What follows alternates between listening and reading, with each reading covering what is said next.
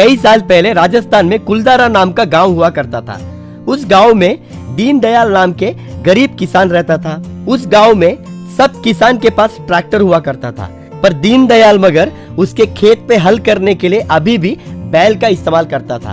अब बैल भी कमजोर पड़ गए, तो एक दिन दीनदयाल की पत्नी सीता, ओ जी, हम और हमारे बच्चे भूखे सो रहे हैं, पर उन बैलों को पोषक आहार नहीं देंगे तो वो हल कैसे चला पाएंगे। डॉक्टर उन्हें ठीक से जांच कर इन्हें ठीक से खाद और दवाई देना होगा, नहीं तो ये ठीक नहीं होंगे, कह के चले गए। अब क्या करेंगे जी? वही मुझे समझ में नहीं आ रहा है। हमें ही खाने के लिए लाले पड़ रहे हैं और इनके लिए खाद्य और दवाई कहाँ से लाएंगे। ये साल फसल ठीक से होगा तो इनकी चिकित्सा ठीक से कराऊंगा सोचा था। अभी हल चलाने का समय भी आ गया है और ये अभी बीमार पड़े हैं, कुछ भी समझ में नहीं आ रहा है। तो उतने में मोटू सूटकेस लेकर गांव में आया।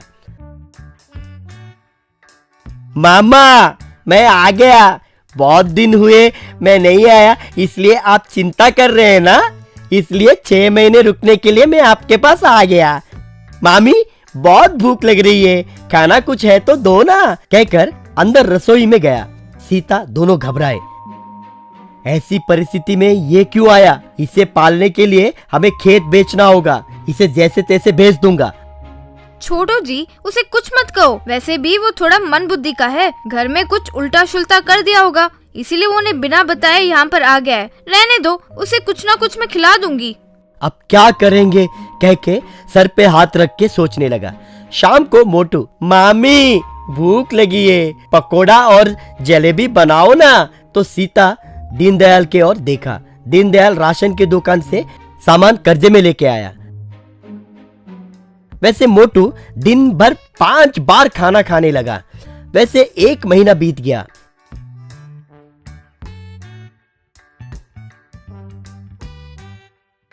एक दिन मोटू दीनदयाल के खेत में गया।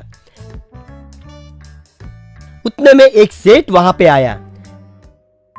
क्यों भाई दीनदयाल, तेरा भांजा गांव से आया है, उसे खिलाने के लिए पैसे नहीं है कहकर 20,000 मेरे से लिया। खेत पे अभी तक हल तक चलाने का काम नहीं शुरू किया। मेरा कर्जा कैसे चुकाएगा? 4 महीने में ब्याज के साथ मेरा कर्जा नहीं चुकाए तो मैं तुम्हारा खेत जब्त कर दूंगा, कह के वो चला गया।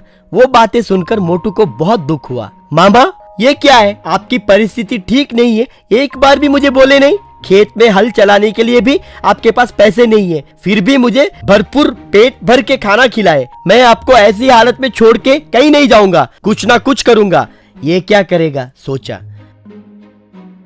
मोटू एक मैकेनिक के पास जाकर उसके अंगूठी बेचे पैसों से एक पुरानी बाइक खरीदा। उसके पीछे ट्रैक्टर के चक्के लगा के हल भी लगाया। अगले दिन मोटू दीनदयाल के खेत में आके उस बाइक टैक्सी से जुताई का काम शुरू किया। वो देखकर दीनदयाल सीता आश्चर्य हो गए। वैसे वो पूरे खेत में जुताई का काम करता रहा।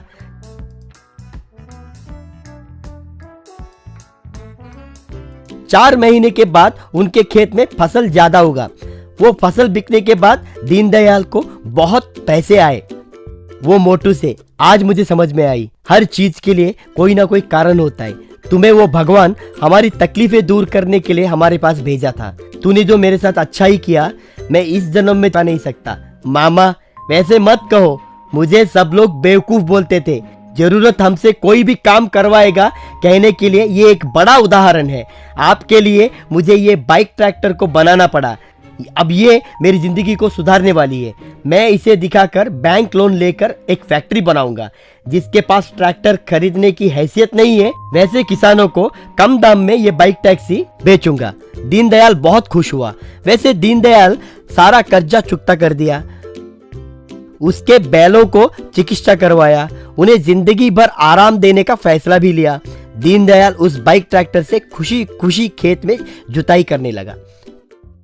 एक गांव में विवेक नाम का एक इंजीनियरिंग स्टूडेंट हुआ करता था। एक दिन विवेक अपने पिताजी से, डैडी, एग्जाम फी भरना है, पैसे दो।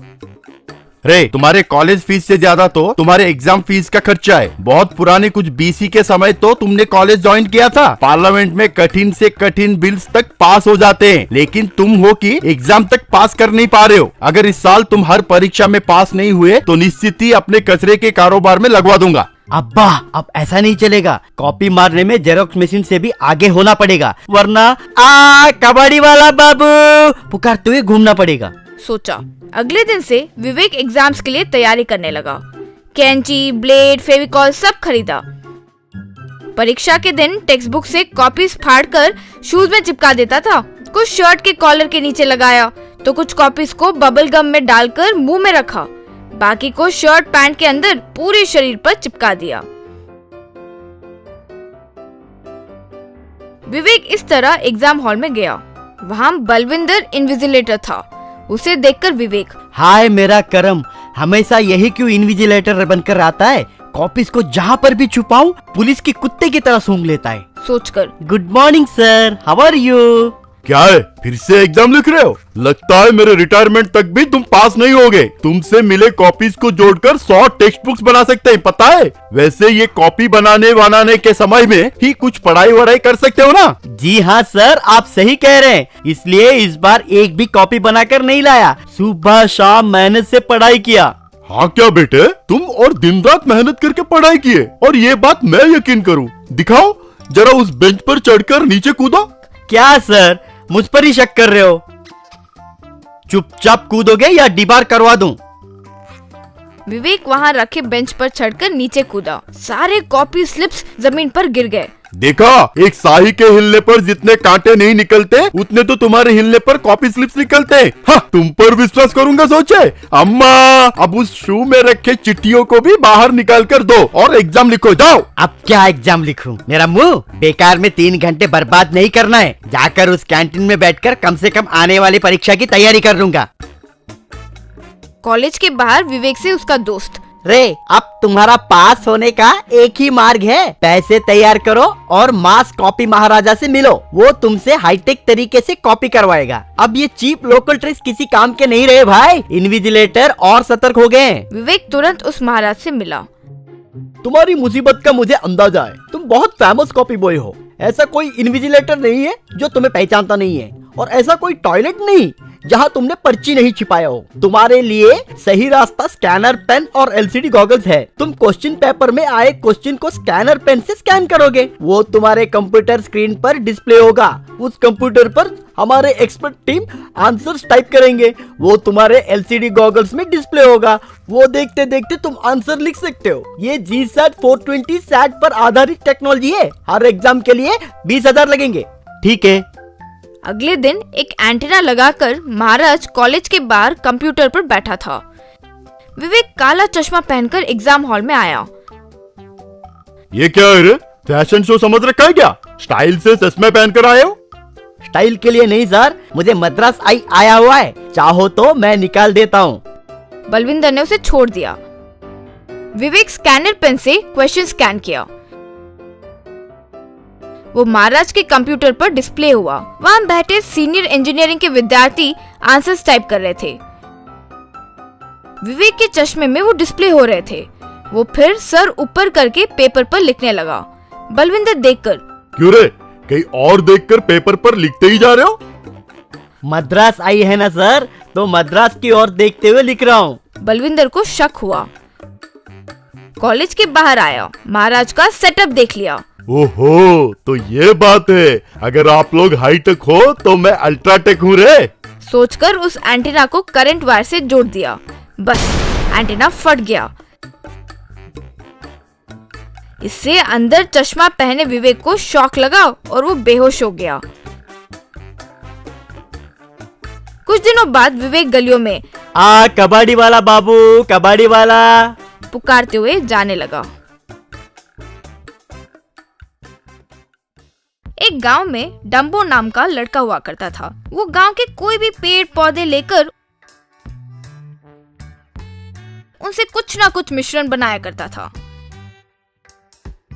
एक दिन उसकी माँ श्रीदेवी अपने पति सेंतन से, क्यों जी, जब ये बचपन में टूथपेस्ट और साबुन से एक्सपेरिमेंट्स करता था हमें खुशी होती थी कि बड़ा होकर साइंटिस्ट बनेगा। अब देखिए पढ़ाई छोड़कर पागलों जैसे कोई भी पेड़ पौधे पत्तों से कुछ भी मिश्रण बनाकर गाँव वालों पर एक्सपेरिमेंट्स करता फिर रहा है। सुना है परसों अपने पड़ोसी के गाय को एक मिश्रण पिलाया, तब से वो अपनी आवाज छोड़कर कुत्तों जैसे भाव भाव करने लगी है। मैं हर दिन लोगों से अब और गाली नहीं सुन सकती। पता नहीं अब और कौन सी समस्या घर पर ले आएगा ये कमबख्त, सोचकर ही डर लगता है जी।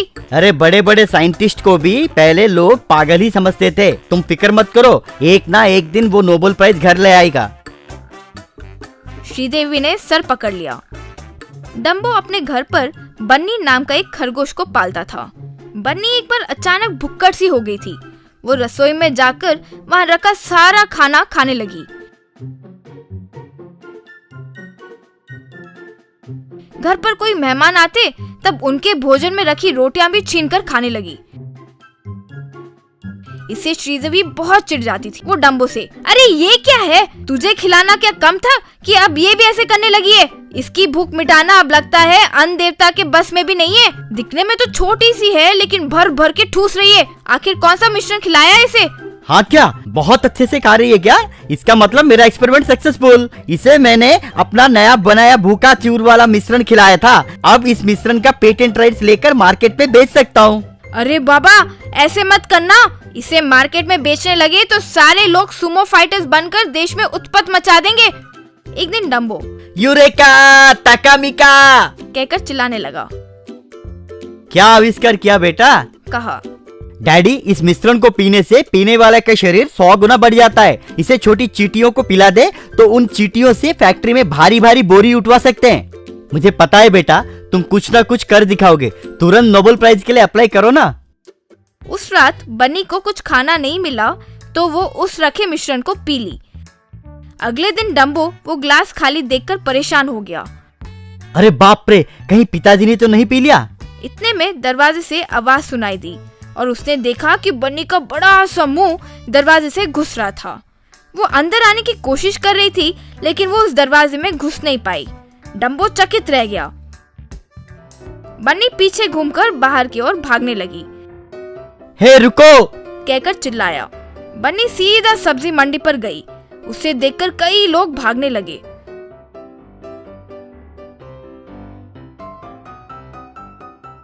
वो उस दुकान से सारी सब्जियां खा गई। फिर बन्नी समोसा की रेडी, मिठाई की दुकान, ये सब से खाने लगी। केलों के खेत में जाकर सारे केले भी खाने लगी। उस गांव का सरपंच लोगों के साथ डम्बो के घर पहुंचा। रे, ये तुमने क्या किया? गांव भर में घूमकर गांव के खेत बगीचे सब खा गई। चुपचाप उसे वापस कोई मिश्रण दो और पहले जैसे कर दो। मैंने उसे ठीक करने का मिश्रण नहीं बनाया और बना भी नहीं सकता। अरे गधे, कुछ तो करो वरना लगता है गांव वाले हमें ही मार देंगे। तब डम्बो को एक उपाय सूझा। तुरंत एक बाइक रिक्शा मंगवाया। उसके पीछे एक ट्रॉली में एक बड़ा सा पिज्जा रखा। उस पर उसने बेहोशी की दवाई छिड़की। बन्नी पिज्जा के महक से वहां आई।